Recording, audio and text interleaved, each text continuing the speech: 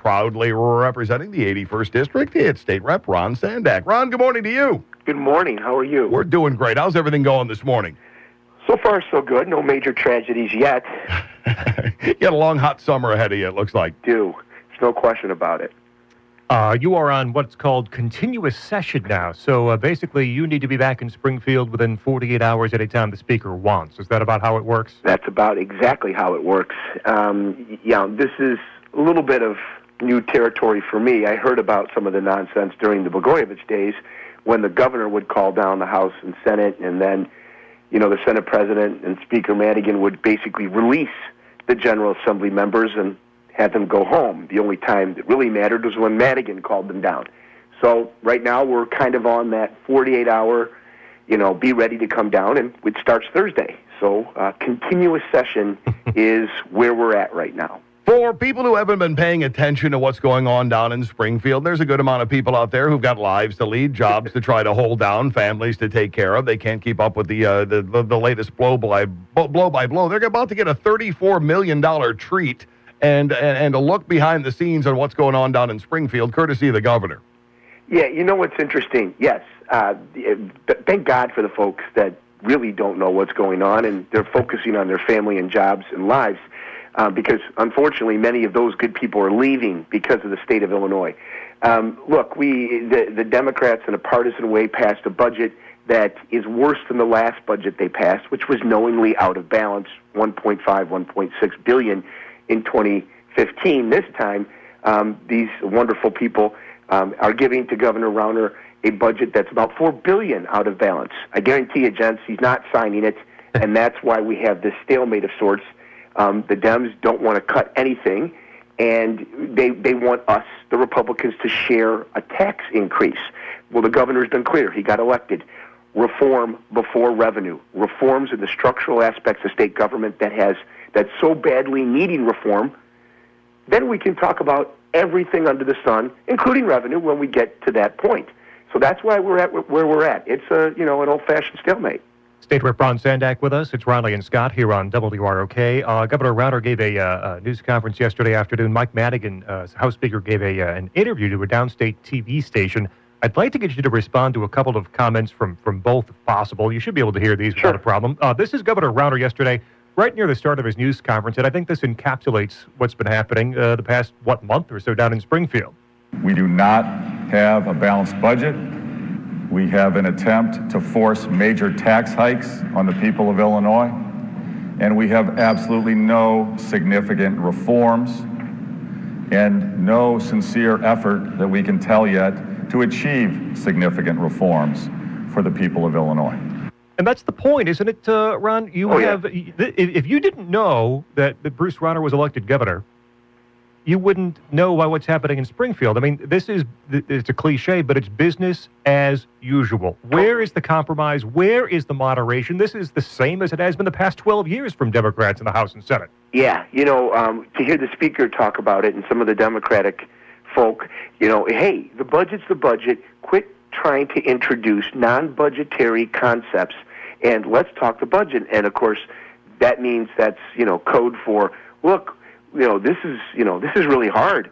We don't want to make cuts to our constituencies, and we'd like your help passing a tax increase. There's no doubt about it. In fact, in the middle of the budget debates, they stopped saying budget and started calling it a spending plan. We're going to pass this spending plan, and then after we pass it, we can talk, hopefully, with the governor about revenue to pay for it. It was just ridiculous. It's asinine. So the governor's exactly right. He was elected on a reform platform. Things like property tax freeze, workers' compensation reform, fair maps, term limits, local units of government consolidation. These are the things that he has said needs to be reformed because they affect every line in the budget that state government undertakes to spend. These are structural aspects of state government that must be changed. I don't think he thinks every one of those is going to be on the board right from the get-go. But he has said, and he's willing to negotiate it, but those are required before he'll talk about revenue. State Rep Ron Sandack with us, Rauner and Scot here on WROK. House Speaker Michael Madigan talking with WSIU TV, Ron, about Governor Rauner's wanting to have what he calls non-budget items, what the Speaker calls non-budget items in connection with the budget. My concern is that to the extent that he wants to bring certain non-budget issues before the General Assembly and leverage those against the spending plan that I'm talking about, that he's taking this project of eliminating the budget deficit to the extreme. And to the extent that he functions in the extreme, he's not helping for the elimination of the budget deficit. All of this has to happen in moderation. Everybody has to be reasonable. Now, there's the Speaker's... Wow, isn't that, I mean, that's loaded. I don't even know where to begin. I mean, you talk about talking points and trying to message and a revisionist history. I mean, look, fellas, bottom line, the guy that's been there 5 months, who was elected on a change platform, versus the guy that's been there 32 years. Mm-hmm. And he's talking about extremes, and he's moderate, and the new guy's extreme? Please. This is all about Mike Madigan maintaining his power base. He doesn't want fair maps. He doesn't want term limits because they pinch him. And he doesn't also want to be held responsible for the state of affairs. But it's on his watch.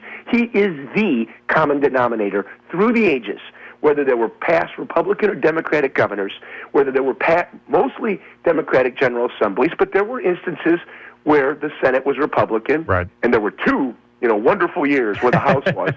But he was always there. Each budget, each pension sweetener, each pension mispayment, holiday, each and every unbalanced budget has his thumbprint on it. So the idea that the new guy's extreme and we have to work in moderation is laughably just untrue. Spending some time with State Rep Ron Sandack. A note from the Chicago Tribune. I'm sure you saw this, Ron. It was a note to the governor, and it basically breaks down, Madigan and Cullerton scold you for pitting your demands for tort, workers' comp, and other reforms against their demands for high spending. Their minions keep whining that the budget process is sacrosanct. You shouldn't use it as a tool. The paradox is that for decades, they've used the budget as their tool for rewarding and punishing and getting their way. Of course. The Tribune that was a powerful op-ed piece that basically said, stand firm. And look, guys, I had a brief conversation with the man a couple days ago. I don't think there's any doubt that he's going to stand firm. He knows that the problem makers are now trying to be the problem solvers through what? Their time-tested method of raising taxes on who?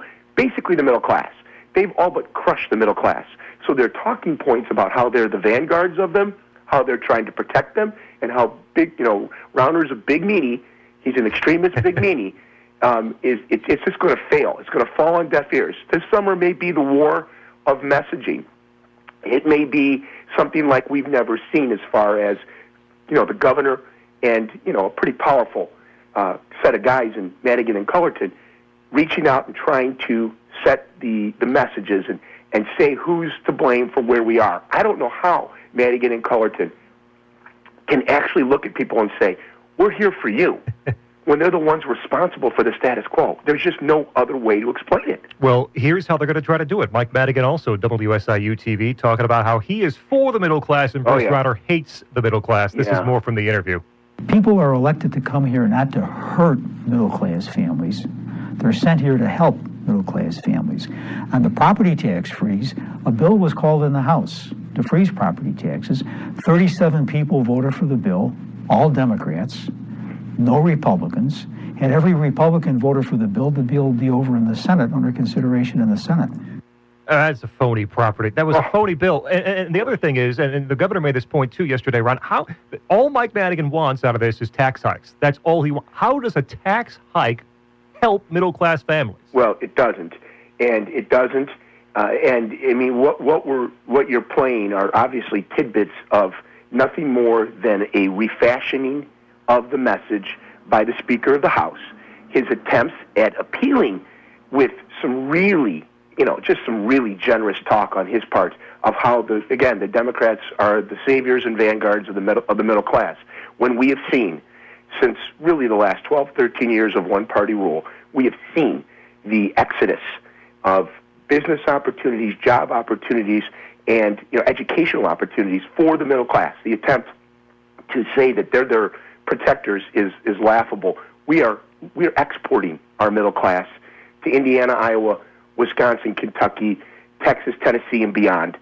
And the idea that these guys are their protectors is just so, it makes me insane, because the fact of the matter is they have been, our middle class has been taxed and regulated to death, and we have squeezed every inch of opportunity out. Private sector opportunity, by the way, while the public sector has grown. I mean, these are the guys that are basically responsible for two economies in Illinois, a diminishing private economy and an expanding public economy.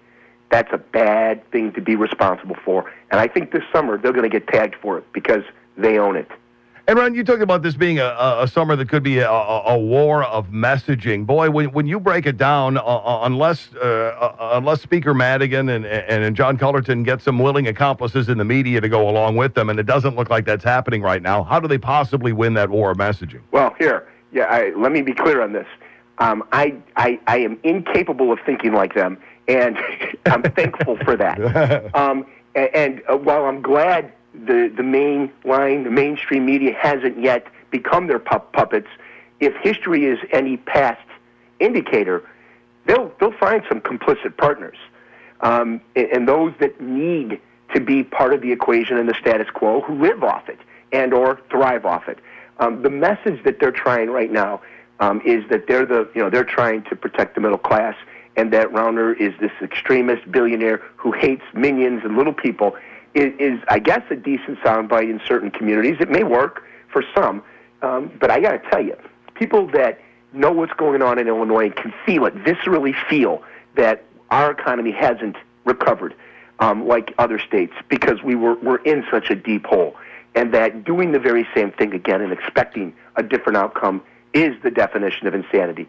So when you appeal to people, when you just have two minutes to say, are you happy with Illinois? Do you think we're doing the right thing? Are we in the right direction? Those are big, absolute no's. And so this governor is simply going to say, look, you hired me to do a job. It's an ugly, dirty, difficult job. The people that have brought us to this space are interfering with my efforts to try and fix Illinois. Surprise. It peels away their power base and causes them indigestion. It's all about them. It's all about them, and I'm all about you. Stand with me as we literally, change Illinois' culture. This is the first step. And by the way, guys, you know this. This is not going to take. This isn't one session. Right. This is multiple years. But he needs, and our state needs, some definitive steps in the right direction. We just can't keep taxing and spending and thinking that's going to change Illinois' financial future, because it won't. State Rep Ron Sandack with us. It's Rauner and Scot on WROK. But before we let you go, look, you mentioned doing the same thing over and over again. That's insanity. Well, not only are they passing another out-of-balance budget plan, spending plan as they call it, right. but they're allowing Chicago to go down the same path that Springfield did, putting off pension payments, skipping pension payments, reducing pension payments. The Senate and the House just this past week said that Chicago can do the same thing Springfield did. Well, what they're doing is taking a page from Ralph Martiri and his union-based organization that says, I don't know what you guys are so worried about, just refinance the debt. Right. Extend it out. Oh, I get it, just refinance it. Just extend it out. Magic, it goes away. They believe that is a panacea, or at least one step towards, solving the problem. And yes, they're reducing the payment schedule, and they're increasing benefits too. And last, one of the payment sources for this extended pension plan is a casino that doesn't exist in Chicago just yet. So the whole thing is typical, Springfield politics. It's completely backwards. I have no doubt that what they've just handed the governor, that bill, will be used as leverage with them. I mean, look, Chicago is an important city. They're a major hub. They're a huge part of the state's economic base, and they're just critical.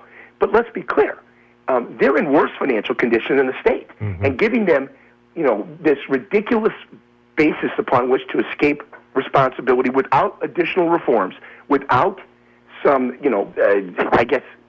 positives for the city and the state is ridiculous. So I suspect this governor, once he gets that bill, intends to veto it and or use it to get Emanuel to move Cullerton and Madigan on some of these structural changes the governor wants. So this is all one big, strategic game of who has leverage and who can leverage the people of the state of Illinois in their corner to focus on either the status quo or change. I'm betting on the latter. Well, Ron, the folks in the 81st District are lucky to have you in their corner. We appreciate you taking time out of your morning for us. Thanks, gents. As always, it's been fun.